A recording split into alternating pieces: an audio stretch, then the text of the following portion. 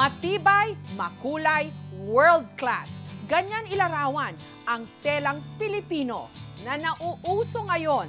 Dapat lang, lalo't sumisimbolo ito sa napakahaba nating tradisyon sa paghabi. Mahigit kumulang 2 ektarya ang sakop ng Taytay Tiangge dito sa bayan ng Taytay, Rizal. Bukod sa karaniwang tiangge finds na mga sapatos, bags at accessories, ang pinakadinarayo rito ang produktong kilalang tatak Taytay, mga damit at tela. Ang Taytay kilala bilang sa mabagsakan ng telahan at dito na nga ang kanilang mga kabuhayan kung saan ay kilala po sila sa mga gumagawa ng mga ready-to-wear clothes. Katunayan, dito ho may higit kumulang 6,000 stalls na maaari po kayong puntahan para bilan ng iba't ibang mga klase ng damit mula sa mga pambata hanggang sa mga nakatatanda. At noong Pasko lamang, pumalo po sa 1.5 milyong katao ang nagtungo daw dito para mamili ng damit. Sinubukan kong tingnan kung talaga bang dito sa Taytay mo mahahanap ang lahat ng kailangan lalo't kung tight ang budget. At makakasama ko ang isa sa mga sikat ngayong YouTuber at beauty and makeup vlogger na si Luz Sanchez. Hi, Ang dami na, kanina pa tayo naglilibot dito. Yes. Pero alam mo may challenge ako sa'yo. Ano? Akala ko naman mong libot lang. Hindi, may challenge ako pala. sa'yo. Sa halagang 500 pesos. Dito sa Taytay makakahanap ka kaya ng bonggang-bonggang summer outfit. Siyempre naman, sobrang tipid dito sa Taytay, di ba? Kaya akin na yan. Maghahanap Sige, tayo ng sasama ako sa iyo para mabigyan mo rin ako ng tips kung Oh, paano sige, ba ma'am, maghanap ng mga quality na damit na syempre swak sa budget. Yes. And for the summer. Yes, let's go!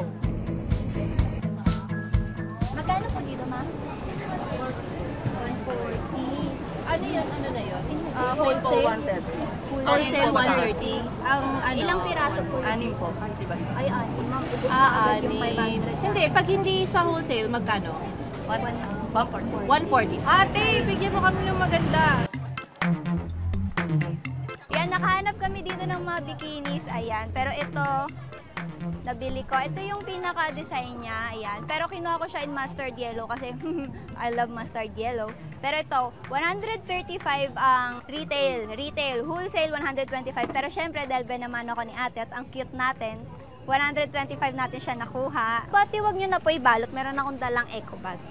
Mag-save tayo sa plastic, mga friends. Anyway, ayun na nga. Back to the tips. Magdala kayo ng eco bag para sure. Kasi nga, madami kayong mabibili dito.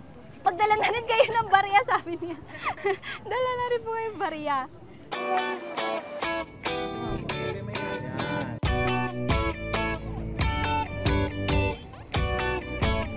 Ano paano? May sukli ka ba? Nakabili Oo, ka na ma'am. ng set 100 lang to, 50 tsaka yung blouse. May dress pa ako na ano.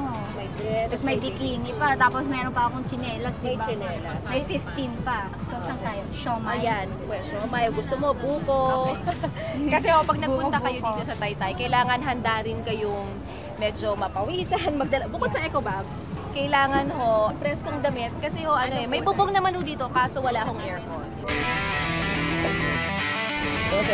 Okay, so ayun, marami na ako napamili at meron pa akong 15 pesos. So itatabi na muna natin siya, baka mapangbuko natin yan mamaya. So ito pala yung mga napamili ko. Nakabili ako ng culot na ganito. Ayan, pang beach, 50 pesos. Ito yung sinukat kong damit kanina, 50 pesos din. Tapos nakakabili ako ng 100 pesos na sandals. Cute. Pag dalawa, 180. Mas mapapamura pa kayo.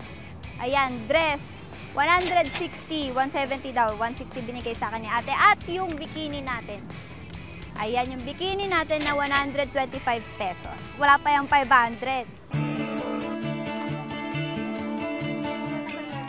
Oh, Lu, masaya ka ba? Mission accomplished tayo. So, naman, ma'am, sabi natin na pamilya. Happiest place on earth.